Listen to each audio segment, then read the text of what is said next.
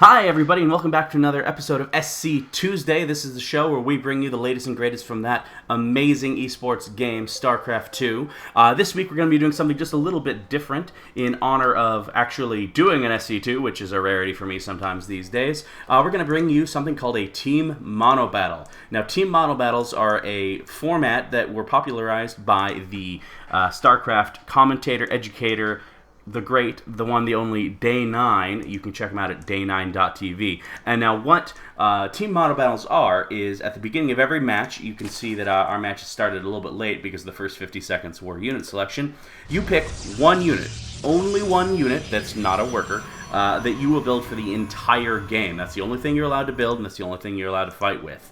So you pick that one unit, your buddies pick their units, the teams go up, and then they clash and see what happens. Now, a lot of you may be asking, well, wait a second, how is that enforced? Well, the great developers at Blizzard in their infinite glory gave custom game options available to the community, so you're actually able to automatically select the unit, and then you are forced by the game's design system to only be able to build the correct unit. Now, you may be asking about certain types of units, like, say, what about the Archon? The Archon is made up of 2 High Templar. Couldn't I use them? Well, yes, technically you could. Since you can build them, you can also use Dark Templar to make Archons. But it is designed to be in the spirit of the game to not build those types of, or to build those types of units, but to not use them in an offensive manner. For example, also for Zerg, if you're building Banelings, if you choose Banelings, you're not allowed to just simply choose Zerglings and then go key rush your opponent. Now to recap exactly what's up here, because normally on the screen it shows on the top right side what units they've picked, but unfortunately in the replays they don't. That's something I'd love to see Blizzard fix in a future patch. I'll let you know what our teams are doing here. Now, Blue Hair, this guy is a phenomenal, amazing up-and-coming player. Actually, no, he's just me. Yours truly, Shane. I chose Zealots. Now, the reason I chose Zealots is because normally in these kinds of battles, people tend to overemphasize the flashy, expensive, gas-heavy units. So I wanted to build something simple, basic, foundational, so I could, 1, feed gas to my allies, and 2, have some boots on the ground a little bit sooner than some of the opponents. As it turned out, my teammate up here, Gordon Ramsay of Hell's Kitchen fame, also chose Zealots, and then our Terran player, the Commander, welcome back, Commander, chose Marines, the cool little Marine dude. So that left us with 3 very basic units, and thankfully, Snacky Snacks over here chose Mutas to round out our army. So basically, very, very, very mineral heavy, and not a lot of gas. So you'll see us sending plenty of gas over to Snacky Snacks. Now, something you may notice over here is, oh, wait a second, this is a little bit of a, proxy rush, and we see Crafted here, who chose Colossus, perhaps not the wisest choice, be completely smashed face by this. Now, technically, a lot of players will say that the proxy rush is a valid kind of tactic. I personally, in a ladder match, maybe it's okay. But truth be told, I do not like it for a Team Monobattle, simply because this is a custom match game. It's not on the ladder. No points are at stake. There's nothing to win here but honor. And I think it's just not part of the spirit of Team Monobattles to go and, pick Zealots and then proxy rush your opponent. It's kind of like picking anything Protoss and then just cannon rushing. Well, if you're going to do that, then why are you playing Monobattles at all? And there goes the next ouch. That being said, thankfully he was on my team and not theirs, and we got the benefit of having the Colossusing player, who, truth be told, was our biggest threat out of the game. Blurg over here, I honestly can't remember what it was he built. Maybe perhaps nothing, because it looks like he's about to get smashed as well. Crisis is doing pretty good in crisis management here with his Stalkers, our Stalkery player. Stalker being the big, beefy, nasty unit that actually does a surprising amount of damage to Zealots. I just remember Blurg is the Phoenixing player, and Phoenixes are pretty awesome once you get them into big groups, especially against Zealots who can't shoot up. And then rounding out our group is Itaan, and let's see if we can figure out what it is Itaan is producing. Well, there you go. roaches. Nothing like a roach. So after that proxy rush, it looks like Crafted and them are going to be able to clean it up. Although this one zealot here with no kills. Oh, his life for ire. Ouch. Go help. Yes, indeed, help. At this point, it looks like the proxy is about to go down, but we do have some Marines, and then my small army of zealots here streaming down. Now, one thing to note with this kind of focused Team Monobattle play is that it really does devote your resources all to one thing, so you're able to do things you wouldn't normally be able to do. Now, normally in a one-base scenario, a Protoss player, for example, could only really support out of 3, maybe 4 warp gates. But since I'm just producing zealots, the cheapest unit I can actually support much more, and you'll see that I'll actually be able to control 5, 6, almost 7. I probably would have been able to do 7 had I not been doing double upgrades here on the Forge. I don't think he got that cancel off. I'm not sure. I just want to say I'm proud of my guys for catching and sniping that expo right there.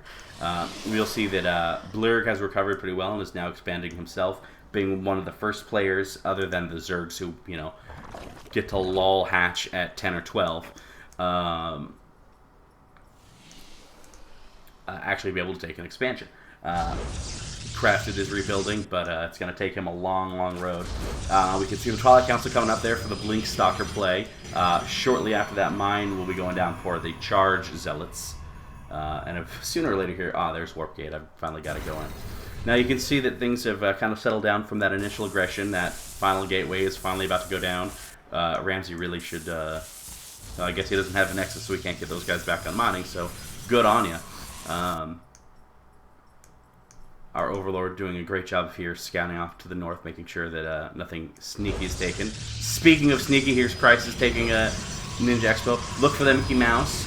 When you see people building, you won't be able to unsee it. There it is. There's the eyes. There's the mouth. Hi, guys! Please don't sue me. You'll find games like this tend to be a little bit longer than your average game, as you can see.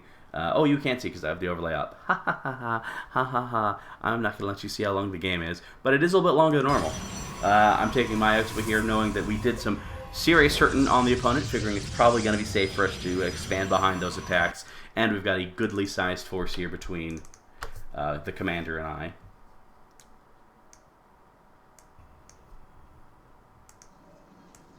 Stalker's getting ready to move out and join up with the Roaches here.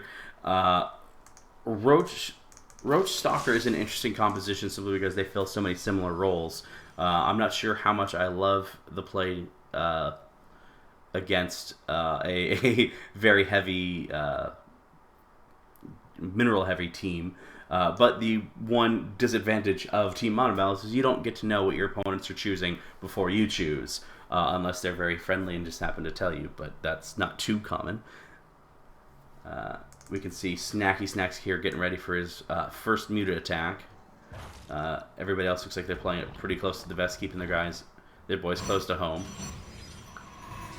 Now, those Marines are beginning to move out, and my Zealots will be following along. Very important to communicate with your allies. If you're not sharing control, which is something I wouldn't recommend you do unless you're with people you know, because who knows who's just going to move your workers off and try to grief you.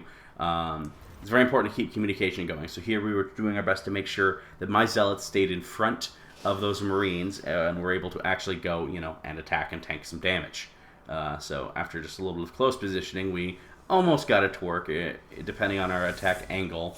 It could have been better. His stim kind of got me in the way, but we were able to run up there and take care of it, no problem. Now we do see the Roaches backing out, trying to get a good angle, meeting up with Stalkers. They've got a good arc against us. Zealots are coming in, trying to reorganize. Stalkers can kite Zealots all the livelong day, so we're focusing on the Roaches here. The Terran commander needs to be careful with his stim. He's overstimmed just a little bit, so now his guys are pretty weakened, but they're still doing a freak ton of damage, while all my Zealots have given their lives for ire. And then Probes just ripping apart those Marines. He's reinforcing, but is he going to be able to hold? It doesn't look like he will. The commander is going to have to back up, but it looks like he will snipe the Stargate. 10, 5 health, 0 health, down it goes. Now with both 1 Stargate down, 1 depowered, that's going to slow down Phoenix production quite a bit. We've been able to take out Crafted's Nexus once again. Gordon Ramsay there warning our buddy the commander about a bad rally point. Very, very important to notice. You tend to forget after a big battle if you're a beginning player and send guys needlessly to their death. Meanwhile here, looks like we have a couple of kills on the Mutalisks. Looks like just some basic harass probably down here. Yep, you can see the Stalkers. Ooh, that looks like a lot of probes fed the mutas today. Meanwhile, back at home, you see production still going. I'm working on +2/+2. We have a very awesome happy face of supply depots here by the commander. Crafted has now dropped out of the game. 1 gateway, no nexus, no money. Doesn't look like he's going to have much of a shot there. Now, it's very easy. There's the ping on the happy face. Very easy to feel a little overconfident when 1 player drops. But depending on the situation that player was in, particularly if they still have workers left, that can actually be a very, very bad thing, because any monies that those workers continue to make will get fed to the remaining players and up their economies. In this case, there was absolutely nothing left, which is why I probably shouldn't be staring at the absolutely nothing and stare more at the awesome zealots that I made warping in. But it is very easy to get a little too complacent when 1 player has dropped but 3 remain, but it is still very, very possible for a 3-player group to get back into the game and even win, especially if there's a safe expansion that they can take here over the old player's corpse, or expand aggressively. They can either expand aggressively or push for an all-in attack. Obviously, in this situation, our armies are going to beat their armies any day of the week. So what they would want to do is try to build up their economies, hope that we take too long to attack, because really there's no reason we shouldn't be attacking with this, 50 bajillion force here. If we look at army size, yeah, we're 90, 100, that's a 200, 370 versus their 200-odd units. So there's no reason for us to not just be completely raffle stomping right now. But it's a common thing for players to not want to attack until they're absolutely certain. Here we can see some Phoenixes are going to may get the best of these mutas. If they can get into a good position and then get to firing. There we go. Looks like they're just doing little sorties. And now the big giant ball is starting to move out. See that our Zerg player, Snackety Snacks, is having a little difficulty keeping his money down. Probably would want to send that to some of his allies, like Gordon or myself, who have spent up all our money.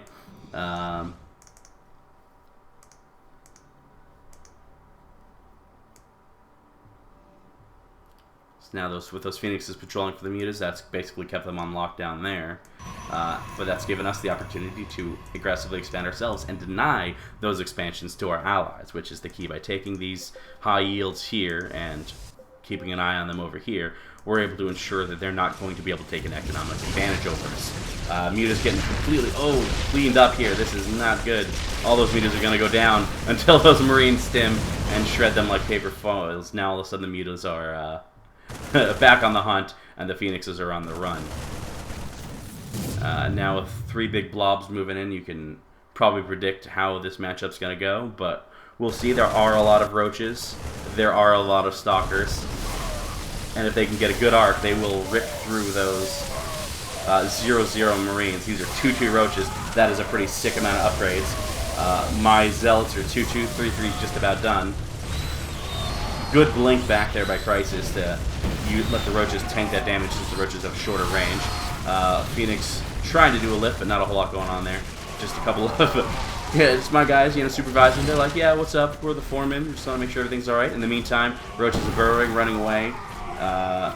Those stalkers need to blink into a more defensive position, maybe save some of those. Oh, wait, no, those guys are all dead.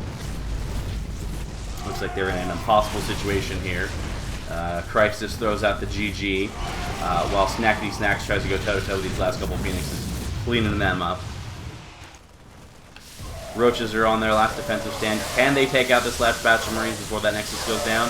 I don't think that Nexus is going to be long for this world.